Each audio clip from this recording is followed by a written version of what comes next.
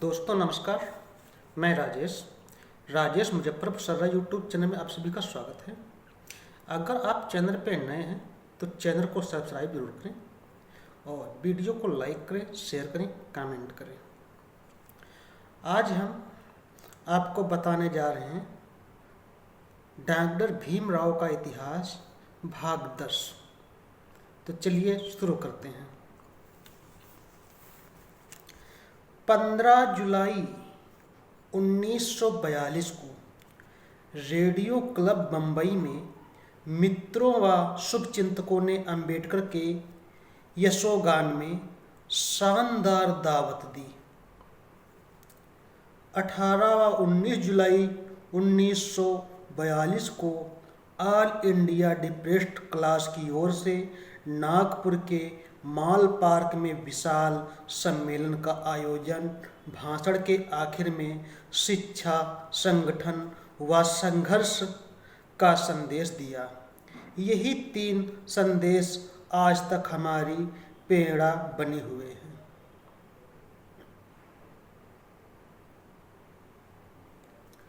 अब इसमें ये मतलब हो जाता है, शिक्षा का मतलब पढ़ो लिखो, संगठन एकत्रित रहो और संघर्ष अपने हकों के लिए लड़ो। 19 जुलाई 1942 को all India schedule caste federation की स्थापना हुई। 19 जुलाई 1942 को नागपुर में दलित वर्ग की महिलाओं के सम्मेलन में कहा कि समाज की प्रगति का आईना महिलाओं की दशा होती है। 20 जुलाई 1942 को सेकेंड वर्ल्ड वॉर का घमासान जारी। ब्रिटेन मुश्किल में था। भारत में कांग्रेस ने भारत छोड़ो आंदोलन का प्रस्ताव पास किया। 27 जुलाई 1942 को दिल्ली में टाइम्स ऑफ इंडिया के साथ इंटरव्यू में अंबेडकर ने कहा कि राष्ट्रीय संकट के दौर में कांग्रेस का असहयोग आंदोलन कानून व्यवस्था को कमजोर करना है, देशद्रोह की तरह है। 8 अगस्त 1942 को आखिर कांग्रेस का भारत छोड़ो आंदोलन शुरू हुआ। ब्रिटिश सरकार के खिलाफ देश में उग्र व हिंसक घटनाएं, कई बड़े नेता गिरफ्तार किए गए। 23 अगस्त 1942 को दलित वर्ग हितकारी मंडल दिल्ली द्वारा अंबेडकर का सम्मान। कहा, मुझे सत्ता का कोई मोह नहीं। यदि साधारण जनता की दशा सुधारने की मेरी कोशिश कामयाब नहीं हुई तो इस्तीफा देकर वापस बंबई लौट जाऊंगा। अगस्त 1942 को धार्मिक कट्टरपंथी सामाजिक व राजनीतिक विरोधियों द्वारा बाबा साहेब को जान से मारने की धमकियां, व्यक्तिगत व पारिवारिक सुरक्षा में संकट। 4 सितंबर 1942 को अपने मित्र M.B. समर्थ को एक चिट्ठी में उनकी हत्या के धमकी भरे पत्रों का जिक्र किया। अक्टूबर 1942 को 1941 की जनगणना में दलितों की संख्या 6 करोड़ थी। अंबेडकर ने सरकार से राजनैतिक, शैक्षणिक, ठेका व अन्य क्षेत्र में अनुसूचित जातियों के पर्याप्त प्रतिनिधित्व देने का अनुरोध किया। 29 अक्टूबर 1942 को वायसराय को लिखे गोपनीय पत्र में फिर याद दिलाया कि किस तरह अछूतों को सरकारी नौकरियों में एक साजिश के तहत वंचित रखा जा रहा है और सवर्ण लोग नौकरियों पर कुंडली मारे बैठे हैं। 13 नवंबर 1942 को लेबर मिनिस्टर अंबेडकर की वार्ता में भारतीय मजदूर विश्व युद्ध ऑल इंडिया रेडियो बम्बई से टेलीकास्ट हुई। स्वतंत्रता, लोकतंत्र व नए समाज के निर्माण का आह्वान हुआ।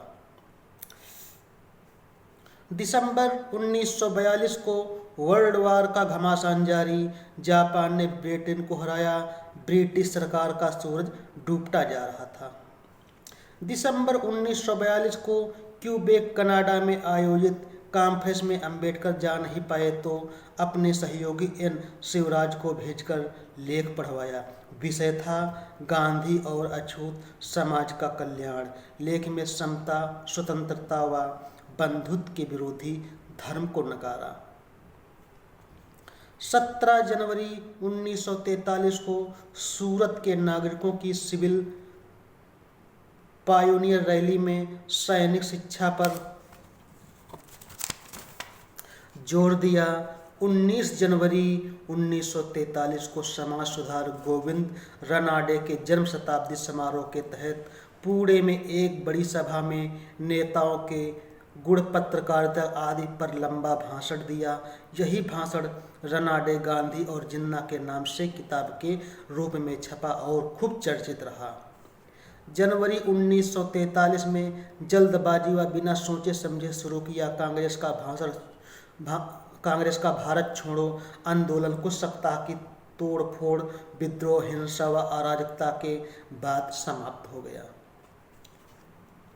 10 फरवरी 1943 को भारत छोड़ो आंदोलन की असफलता के अनुभव कहते हुए गांधी जी ने पुणे के आगा खां महल में 21 दिन का उपवास शुरू किया। 14 अप्रैल 1943 को 91वें जन्मदिन पर भाषण में कानून विशेषज्ञ चिमनलाल सीतलवाड़ ने बाबा साहब की बुद्धिमत्ता, साहस और धैर्य की प्रशंसा की। 1 मई 1943 को लेबर मिनिस्टर के रूप में रात दिन मजदूरों को कल्याण की योजनाएं व कानून के जरिए सुविधाएं दिलाने में व्यस्त देश में जगह जगह दौरे। 7 मई 1943 को अंबेडकर की अध्यक्षता में स्टैंडिंग लेबर कमेटी की मीटिंग, मजदूरों के हक में कई फैसले किए। देश में एम्प्लॉयमेंट ऑफिस की स्थापना का फैसला हुआ। 10 मई 1943 को इंडियन फेडरेशन ऑफ लेबर की बम्बई शाखा ने अंबेडकर के सम्मान में समारोह रखा। कहा, भारत में मजदूरों में एकता नहीं होने के कारण शोषण के शिकार हुए। 10 मई 1943 को बम्बई में महाराष्ट्र चैम्बर ऑफ कॉमर्स की ओर से रखे कार्यक्रम में युद्ध की बजाय आर्थिक व औद्योगिक प्रगति पर जोर दिया। जून 1943 में देश में गंभीर राजनीतिक संकट, देश की ज्वलंत राजनीतिक समस्याओं के समाधान के लिए अंबेडकर ने एक ठोस योजना पेश की। अगस्त 1943 में वायसराय की मांगों पर विचार कर सरकारी नौकरियों में 8.5% सीटें आरक्षण रखने का फैसला किया। सेंट्रल व स्टेट असेंबली में भी सीटें दी गई। 6-7 सितंबर 1943 को स्टैंडिंग लेबर कमेटी की मीटिंग में मजदूरों की सामाजिक सुरक्षा के लिए योजनाबद्ध नीति अपनाने पर जोर। धनबाद की कोयला खदानों का दौरा। 17 सितंबर 1943 को दिल्ली में ऑल इंडिया ट्रेड यूनियन की ओर से आयोजित मजदूरों की विशाल सभा में मजदूरों को सांप्रदायिक व पूंजीवाद शक्तियों से दूर रहने का आह्वान। 8 दिसंबर 1943 को परेल बम्बई में आयोजित सभा में कहा, अछूतों को सिर्फ सुविधाएं नहीं बल्कि सत्ता की ओर भी कूच करना है। 29 जनवरी 1943 को कानपुर में शेड्यूल कास्ट फेडरेशन के सालाना सम्मेलन में कहा, सरकार में हिंदुओं और मुसलमानों की तरह दलितों को भी उनकी जनसंख्या के अनुपात में हिस्सा मिले। युवाओं को तकनीक व हायर एजुकेशन की सुविधाओं का लाभ उठाने का आह्वान। 26 जनवरी 1944 को लखनऊ में स्टैंडिंग लेबर कमेटी की मीटिंग में भाग लिया। 7 फरवरी 1944 को वायसराय की एग्जीक्यूटिव काउंसिल की मीटिंग में सुझाव दिया कि मुद्रास्फीति को रोकने के लिए अधिक करेंसी नोट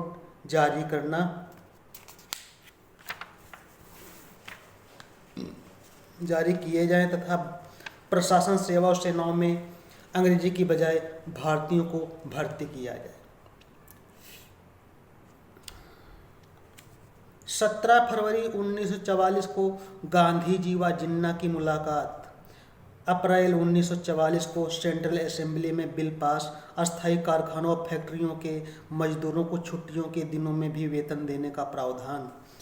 अप्रैल 1944 गांधी जी को स्वास्थ्य कारणों से पूना के आगा खां महल से नज़रबंदी से रिहा किया। जिन्ना से मिलने के लिए बम्बई गए। जून 1944 को शिमला अधिवेशन में भाग लिया।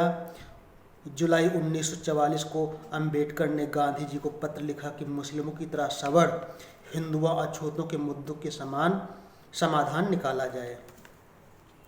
6 अगस्त 1944 को अंबेडकर के विचारों की गांधी द्वारा उपेक्षा, पत्र में लिखा कि अछूतों का मुद्दा एक धार्मिक सामाजिक सुधार का प्रश्न है। अगस्त 1944 कलकत्ता में दलित वर्ग के विभिन्न संगठनों द्वारा स्वागत समारोह में कहा, विश्व युद्ध खत्म हो रहा है, भारत जल्दी ही आज़ाद होगा, इसलिए अब एकता व संगठन की जरूरत है। 20 सितंबर 1944 हैदराबाद में शेड्यूल कास्ट फेडरेशन की सभा में कहा, अछूतों को भी आज़ादी प्यारी है, लेकिन हमें देश की आज़ादी के साथ अछूतों की भी आज़ादी चाहिए। 21 सितंबर 1944 को मद्रास में डिप्रेस्ड क्लासेस क्रिश्चियन एसोसिएशन के प्रतिनिधि मंडल ने दलित ईसाइयों के साथ उच्च जाति के ईसाइयों द्वारा भेदभाव व छुआछूत की दास्तान बताई। 22 सितंबर 1944 को मद्रास नगर निगम आंध्रा चैम्बर ऑफ कॉमर्स द्वारा अम्बेडकर के सम्मान में समारोह आयोजित। 23 सितंबर 1944 को मद्रास में सदर्न मराठा रेलवे और गैर दलित व दलित वर्ग के रेल कर्मचारी ने लेबर मिनिस्टर अम्बेडकर का सम्मान किया। मजदूरों को अपनी गरीबी मिटाने का आह्वान। 25 सितंबर 1944 को मद्रास के पार्क टाउन के मेमोरियल हॉल में शेड्यूल कास्ट फेडरेशन व बुद्धिस्ट एसोसिएशन ने अम्बेडकर को सम्मान पत्र अर्पित किए। 25 सितंबर 1944 को जस्टिस पार्टी के द्रविड़ नेता रामास्वामी नायकर पेरियर के साथ विभिन्न समस्याओं के बारे में विस्तृत चर्चा। 27 अक्टूबर 1944 को मजदूर वर्ग का त्रिपक्षीय सम्मेलन आयोजित, मजदूरों के कल्याण के लिए कई सुझाव योजनाएं पेश की, अलग सचिवालय की मांग की। 28 नवंबर 1944 को सरकारी सामाजिक सभाओं में मजदूरों, शोषितों, दलितों व महिलाओं के हकों के लिए साहस व निडरता से पैरवी की वायसराय वेवल ने सेक्रेटरी ऑफ स्टेट से शिकायत की कि अम्बेडकर सरकार के भी खिलाफ बोल देते हैं, लेकिन साहसी अम्बेडकर डटे रहे। 29 नवंबर 1944 को पुणे में राजभोज द्वारा अम्बेडकर के सम्मान में समारोह आयोजित, हिंदू धर्मशास्त्रों को अछूतों को गुलाम बनाए रखने की साजिश बताया। हिंदू भड़के तो बाबा साहब ने बौद्धिक स्तर पर करारा जवाब दिया। 2 जनवरी 1945 को कलकत्ता में अखिल भारतीय अछूत विद्यार्थी सम्मेलन आयोजित, विद्यार्थियों को आह्वान किया कि वे पढ़ाई के दौरान राजनीति में शामिल नहीं हों।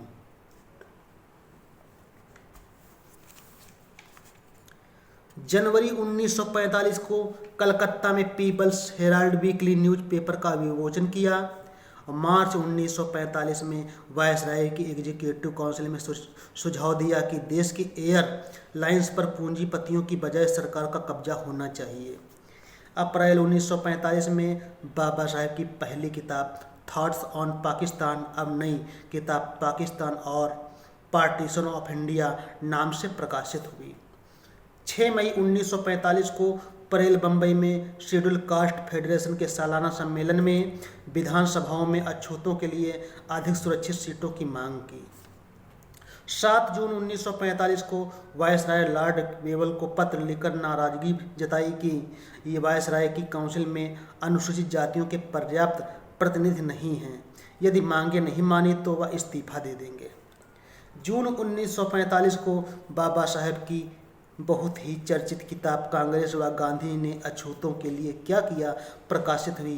किताब में कांग्रेस द्वारा चलाए जा रहे अछूतों द्वारा अभियान की वास्तविकता को उजागर किया। किताब से राजनीतिक क्षेत्र से जोरदार हलचल हुई। 8 मई 1945 बम्बई में शेड्यूल कास्ट फेडरेशन का राष्ट्रीय सम्मेलन, 1.25 लाख प्रतिनिधि शामिल हुए। समता सैनिक दल ने पूरी व्यवस्था देखी। अम्बेडकर ने कहा, हमें किसी की दया पर नहीं बल्कि हिम्मत व बुद्धि व कार्य क्षमता के बल पर समाज व देश के लिए काम करना है। जून 1945 को शिमला में वायसराय लॉर्ड वेवल ने कॉन्फ्रेंस रखी। अम्बेडकर ने अछूतों के अधिकारों का पूरा दस्तावेज भेजा। सभा असफल। जुलाई 1945 में ब्रिटेन के चुनाव में सत्तारूढ़ पार्टी की हार व लेबर पार्टी गवर्नमेंट बनी। अंबेडकर ने खुशी जताई। वर्ल्ड वार में जापान ने हार मान ली। सितंबर 1945 में वायसराय लंदन से भारत लौटते ही देश में आम चुनाव की घोषणा। शेड्यूल कास्ट फेडरेशन ने संशोधन कम होने के बावजूद चुनाव में भाग लेने का तय किया। 4 अक्टूबर 1945 को पुणे में आयोजित पहली चुनावी सभा में कहा, कांग्रेस पूंजीपतियों को मजबूत करने वाली पार्टी है, उसे समाज सुधार की उम्मीद करना बेकार है। 30 अक्टूबर 1945 को पूना के अंबेडकर स्कूल ऑफ पॉलिटिक्स संस्था का उद्घाटन। 8 नवंबर 1945 को कटक में उड़ीसा बहुपक्षीय दरियाई कॉन्फ्रेंस का उद्घाटन। इसी कारण दामोदर घाटी परियोजना का स्वरूप प्रस्तुत हुआ और उड़ीसा व आसपास का क्षेत्र बाढ़ की तबाही से बच पाया। 27 नवंबर 1945 को इंडिया लेबर कॉन्फ्रेंस दिल्ली में भाग लिया। पूंजीपतियों को मजदूरों के कल्याण की उपेक्षा के लिए आड़े हाथों में लिया।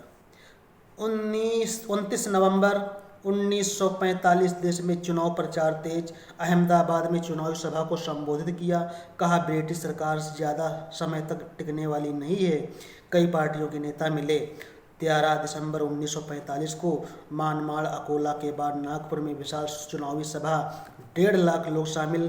कहा, कांग्रेस पार्टी गुरु घंटाल की तरह है, जो 3/4 रोटी खुद खा जाता, 1/4 अपने शिष्यों को देता है।